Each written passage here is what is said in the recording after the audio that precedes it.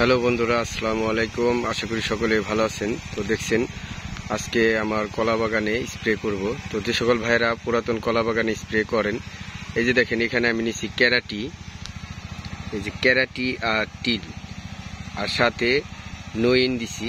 কারণ যাদের পুরাতন বাগান আছে এই ক্যারাটি এবং টিলের সাথে আপনারা নইন মিক্স করে দিবেন। আপনার এই 16 লিটারের এক জারে আপনার 2 ঢাকনি দিবেন ক্যারাটি, 2 ঢাকনি টিল, আর নইন দিবেন 1 প্যাকেট 3টার ভিতরে দিয়ে আপনার এই যে দেখছেন গাছে সুন্দর করে আপনার পুরা গাছে স্প্রে করে দিবেন সুন্দর করে ভিজিয়ে।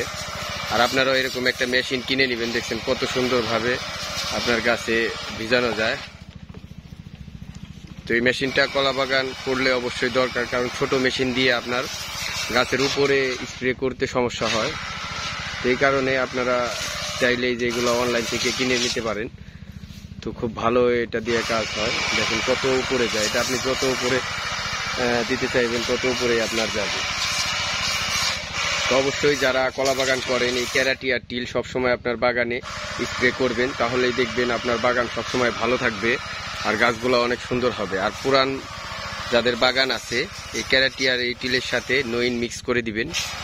নইন 1 প্যাকেট আপনার 3টার ড্রামের ভিতরে মিক্স করবেন। একটা বালতিতে গুলিয়ে 3 মগ গুলিয়ে আপনার পানি দিয়ে তারপর 3 ড্রামে দিয়ে দিবেন।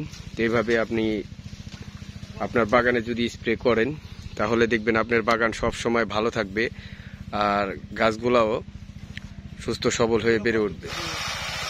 তো সকলেই ভালো থাকবেন, সুস্থ থাকবেন। আসসালামু আলাইকুম ওয়া রাহমাতুল্লাহি ওয়া বারাকাতুহু।